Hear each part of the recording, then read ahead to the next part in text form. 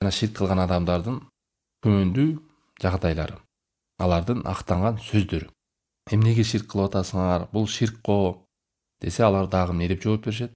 Чындыгында олиялар, солихиндер Аллах Тааламдын алдында орду бар го. Булардын кадыр баркы бар го. Алла Таалам Куранда Юнус сүрөсүндө айткан го дейт. Ала инна аулия Аллахи ла хауфун алейхим ва лахум яхсанун. Аллахтын аулиялары бар. Аларга коркуу да жок. Алар эч убакта кайгырышпайт. Алар кайгырышпайт. Алладина аману ва кану яттакун. Алар иман келтиргендер жана таква болгондор. Лахумул бушра фил хаяти дунья ва фил ахира. Аларга бул дүйнөдө жана акыретте сүйүнүч бар деген го. Мындай чыкканда аларга болгон байлануу, алардан береке тилөө, аларды урматтап, даңктап, кадырлап, аларга болгон сүйүүстү ачыктоо, аларга байлануу, мунун эмнеси жаман? Себеби Алла Таала муада берди го. Аларды коркутпайт, аларды кайгыртпайт, алардын орду бар го, кадыр баркы бар го, аларга дайыма сүйүнүчтө, кубанычта болот го. Андай болсо биз буларды табаррук кылабыз дейт да. Табаррук деген сөз ошолордун калган бир китептеринен, кийимдеринен, жаткан жерлеринен, көмүлгөн жерлерине барып сылап сыйпап, аларды сүйүп, улуктап жүрө беришин эмнеси жаман? Себеби булар оолиялар. Ушуларга жакындасак биз Аллах Тааламга жакындайбыз деп ушундай жөнү келтиришет. Дагы бир булардын күмөндүү жагдайы эмне деп атат? Булардын кадыр баркы бар го. Ушуларга биз жакын болсок, буларга байлансак, биз да илинебиз. Себеби булар оолия да, солихин адамдар, Кудайдын алдында кадыр баркы бар деп жана табаррук кылат да. Ошон үчүн жана ыйык жерлерде баланча деген ыйык мазар, баланча деген ыйык солихиндин кабыр экен. Анан эмне болду десең, ошол сөздөн мен эмнени айткысы келет? Алар ошол жерге бардым эле, анан кереметтүү жер экен. Табаррук кылсаң, берекет тилесең, ишиң жүрүп кетет экен. Ошол жерге барып зыярат кылып койсоңчу, жолуң буулуп калыптыр, жолуң жабылып калыптыр. Ушундай адамдар ыраазы болбой, сенин жолуң жүрбөйт. Алардын болбой эле Аллахтын алдында кадыр баркы бар деп ошентип адамга ошонун жүрөгүн ошол жака байлайт. Ошентип жана мазар издеп, кээ бирөө бир өлкөдөн экинчи өлкөгө сахабалардын мазары бар экен, табииндердики бар экен, оолиялардыкы бар экен деп мазар издеп эле жүргөндөр бар. Табаррук кылып, анан айтсаң эле, сен эмне аулиялардын кадыр баркына ишенбейсиңби? Ишенем, кадыр баркы бар. Алар эч убакта коркпойт, алар кайгырбайт, билбейсиңби? Билебиз. Аларга бул дүйнөдө акыретте сүйүнүч бар деп элем. Биз аларды жакын болсок, анан бизге жакын болсок, кантип анан бизге бир берекети, шарапаты жукпасын? Деп ушул жалпы сөз менен ошолордон берекет илеп, табаррук кылып жүрө берет. Чындыгында Аллахтын момундарын бардыгы оолиялар. Болгону оолиялыкта мусулман адамдар айырмаланат. Даражалар бар. Иманына жараша, солих амалдарына жараша аулиялыктын даражалары. Бирөө ортолук оолияда, бирөө мындай төмөнүрөөк оолияда, бирөө болсо бийик. Бул каяка кайтат? Иманына, такыбалына, амалына жараша. Бирок могул адам оолия деп көзүнө карап айтыш, буга ачык айкын Курандан жана Сүннөттөн далил керек. Эч ким айта албайт, мен оолиямын биринчи даражадагы деп. Эч ким айта албайт, мен оолиямын ортоңку даражадагым деп. Жалпысынан биз күбөлүк берип айта беребиз, момундар, Аллахтын оолиялары. Бирок бир адамды жеке көзүн карап айта албайбыз. Ага ачык айкын Курандан, Сүннөттөн далил жана күбө керек. Ал эми кимге Куран, Сүннөт күбөлүк бербесе оолиялыгына, анда биз аны бекемдеп тастап айтпайбыз оолия деп. Бирок момундарда жакшылык бар деп, жалпысын момундар оолия деп билгенибизде эле жакшы үмүт кылабыз. Керек болсо Куран менен, Сүннөт менен ушул адамдар оолия, Аллахтын аулиялары деп айтып келсе дагы, биз аны аша чабып, чектен чыгып, аны табаррук кылып, береке сурап, анын кадыр баркы менен, алардын авторитети менен ортого салып, чектен чыгып, табаррук кылып, береке сурабайбыз. Чындыгында бул ширкке ачык алып бара турган жол жана бидаттардан болуп саналат. Мындай чыкканда, о Аллахым, баланча оолиянын урматына, ошонун кадыр баркына, анын акысы менен же кадыр баркы менен менин дуамды кабыл кыла көр. Аллах Таалам пайгамбардын урматына мага жакшылык бере көр. Же чоң атамдын урматына же баланча деген карке, же баланча деген оолия атамдын кадыр баркына эмне экен арам бидат жана ширк алып баруучу кадамдардан аластасын. Чындыгында белгилүү солих адамдарды жакшы көрөбүз, жакшы амалдарында ээрчийбиз, бирок чектен чыкпайбыз.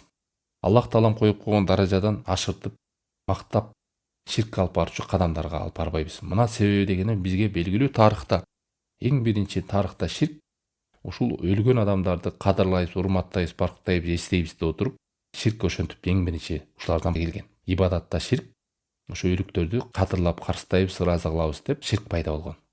Бул нерседен Аллахтын элчиси катуу эскерткен.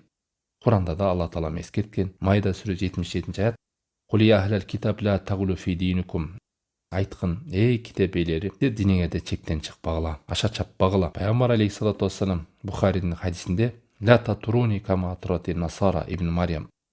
Мени мактабагыла, кадимки христиандар Марьямдын баласын мактагандай. Иннама ана абдун факулу абдаллахи ва расуля. Мен жөнү гана Аллахтын кулумун, мени Аллахтын кулу жана элчиси деп гана айткыла деп. Ал эми мактоо деген эмне десе, адамды мактоодо чектен чыгуу, Аллах таалам коюп койгон кадыр барктан өйдөө коюу. Сен муну да кыла аласың, сен керек болсо жакшылыктарды тартып, жамандыктардан бизди оолак кыла аласың деп адамдын Аллахтан сурана турган нерсени өлүктөрдөн же адамдарга коюп коюу Аллах сактасын. Аллах таалам чындыгында бизге эч нерсени ортомчу кылбай, өзүнөн гана суроону бизге буйрук кылган. Мына ошол нерсенин ошондо дуабызга жооп бере турганды да убада кылган. Убадасынан тайбайт экенин дагы кабарлаган. Гафир сүрөсү 60-аят. Окала роббукум удууни астажиб лакум. Роббиңер айтты дуа кылгыла, мен жооп берем деп. Роббиңер айтты, эй Мухаммад, айткын аларга дуа кылсын деген эмес. Көрүсүңөр, көп маселеде келет. Аларга айткын дейт. Бирок дуага келгенде Роббиңер айтты дуа кылгыла, мен жооп берем деген. Айткын аларга деген эмес. Ва ида саалака ибади анни фа инни қариб уджибу даъвата да'i ида да'ан. Бакара сүрөсү 186-аят. Эгерде кулдарым сурашса, мен аларга жакынмын, жооп берем сурагандын дуасын. Эгер сурап дуа кыла турган болсо деп. Эч жерге ортомчу койгон эмес Алла таалам. А'раф сүрөсү 55-аят. Уду роббакум тадарруа ва хуфия. Роббиңерден жалынып жалбарып сураңгыла. Гафир сүрөсү 65-аят. Фадууху мухлисина лаху дин. Бул динде ихластуулук менен дуа кылып сурагыла. Мына ушул аяттын бардыгы эмнеге көргөзөт? Ортомчу кылбай түз эле Аллахтан сурагыла. Баланчанын урматына, анан баланчанын кадыр баркына, тигинин сиз жакшы көрөсүз, ал сиздин аулияңыз, ошонун кадыр баркы үчүн мен маселем чечип коюңузчу деп, бул дүйнөгө адамдардын мамилесиндеги жанат бирөөнүн аты менен сурап барып, аны сүрөткө салбаңыз Аллах тааламга. Аллах таалам кадырлуу, улук, кудуреттүү зат. Анын эч ким ортомчунун кереги жок. Түз эле суранганда Аллах таалам жакшы көрөт.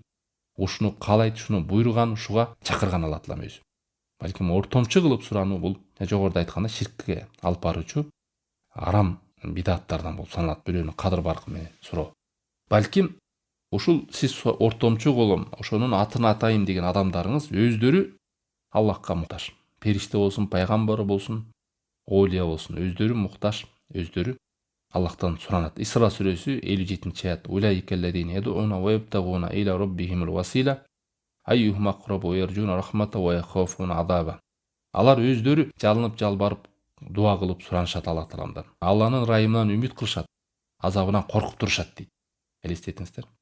Адамдар ортомчу салып атып, периштеден, пайгамбарлардан дагы бир оолия деп суранып атат. Алар болсо өздөрү коркуп, Аллахтын ырайымынан үмүт кылып, азабынан коркуп дуа кылышып атат. Ибн Аббас айтат ушул аяттын тафсиринде. Ширк кылган адамдар айтышы экен. Биз периштелерге сыйынабыз, биз Исага сыйынабыз, биз Узайрга сыйынабыз деп. Анан Алла таалам жооп берип атат. Алар өздөрү дуа кылып атат го. Өздөрү коркуп атат го. Силер дуа кылып сурангандар өздөрү Кудайдан дуа кылып атпайбы? Өздөрү Алланын ырайымынан үмүт кылып, азабынан коркуп атат го дейт. Мейли периштелер болсун, пайгамбарлар болсун. Ушу менен бул бөлүмдө дагы кимдин урматы, кадыр баркы, ортомчу, солих, аулия, пайгамбар, периште деп отурбаңыз. Жалынып жалбарып, жалгыз Аллах тааламдан өзүнөн гана сураңыз. Балекет кадыр барк болсо дагы сиз аны ортомчу кылуу менен сиз бир жакшылыкка жетип, жамандыктан аулак болуп калбайсыз.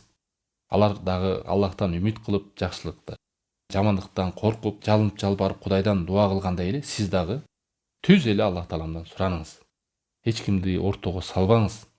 Эч кимдин кадыр баркы менен бир жакшылыкка жетип, жамандыктан оолак болуп калбайсыз. Бул мушриктердин кылыгы. Эч бир мазардан, эч бир өлүктөн, эч бир жерден барып береке тилеп, табаррук кылып, аларды улуктап, бартап, кадырлап сиз бир жакшылыкка жетип калбайсыз. Бүт жакшылык жамандык Кудайдын колунда деп. Болгону мына мусулмандар жалпысынан биз билебиз ооба.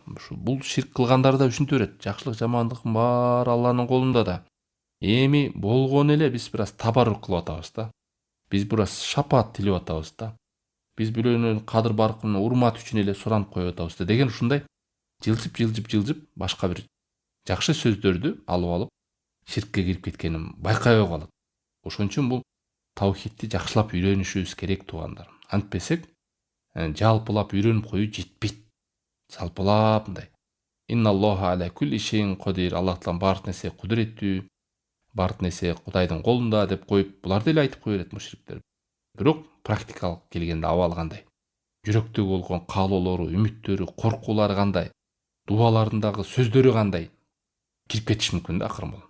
Субханакаллахумма бихамдика ашхаду ан ла илаха илля анта астагфирука ва атубу илейк. Ва саллаллаху тааала хайр халқихи ва аля алихи ва сахбихи ажмаин.